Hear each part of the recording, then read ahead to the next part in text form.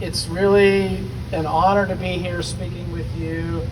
I'm quite humbled, and I want to thank the Poor People's Campaign for inviting Third Act here.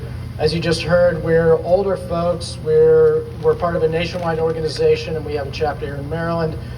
And we're fighting for climate justice and to strengthen democracy. And you know, the wealthy people with their jets and yachts and mansions, they have a disproportionate impact on our climate and the environment. In fact, the richest 10% of people worldwide are responsible for 52% of cumulative carbon emissions. And we also know that the poor and low-income people around the world suffer the greatest harm from climate change. It's happening right now, and it will continue to happen that way. And that's true right here in Maryland, where we have incinerators in South Baltimore and in Montgomery County that spew toxic chemicals and greenhouse gases. And that incinerator in South Baltimore, that's right in a low-income neighborhood. It's right there. And it's killing people, and it's making kids sick. And when kids get sick, they miss school. And they miss school, that leads to an education gap. And that education gap, along with racism, contributes to income inequality. So when we talk about poverty being the fourth leading cause of death in America, this is what we're talking about. Pollution kills, and in America, wealth is not equally distributed, and neither is pollution. It falls most heavily on poor and low-income neighborhoods.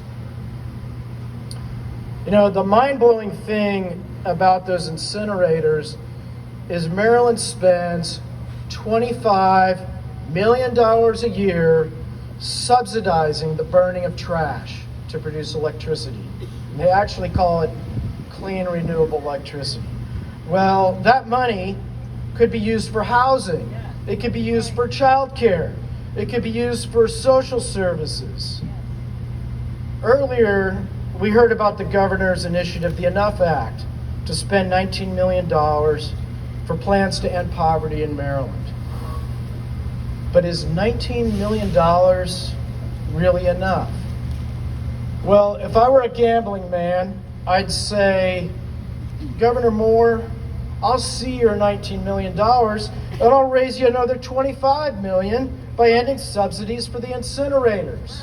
Well, let's take back our money from those who don't deserve it and spend it on people who need it.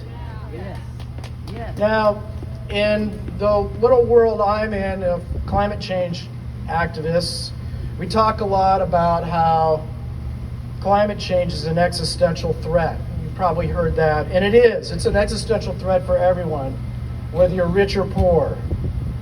But for poor, BIPOC, LGBTQ people, climate change is only one of many existential threats. Eviction, being unbanked, not having affordable quality health care, job discrimination, white Christian nationalism are also existential threats. But, you know, we can turn the tables on the wealthy and powerful. If we work together, we can be the existential threat to greedy corporations. We can be the existential threat to the politicians who accept their bribes. Okay, before I go, I want to ask you a favor. So I just talked about the incinerators, right? Well, we could put a stop to those incinerators.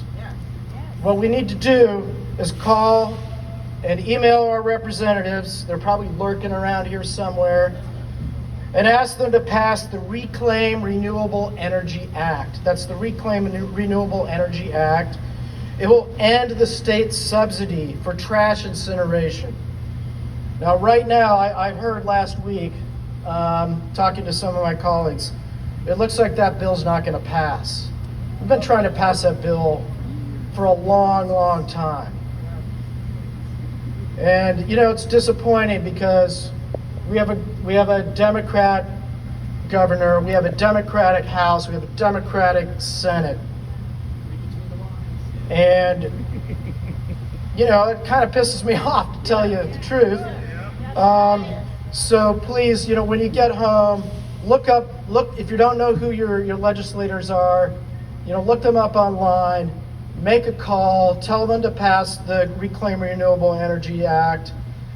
And if you can't, call the governor. A lot of time, what's happening is the leadership in the House and Senate, they're looking for a sign from the governor that he supports this act. And it's not just this one. There's a lot of great climate justice bills floating around right now, and it's looking like none of them are going to pass, or maybe one or two. And I mean, that's messed up, right? So, but we have the power. If we call and email and demand that they vote on these, we got a decent chance. But it's going to take us all to do that. All right, thank you very much. Thank you.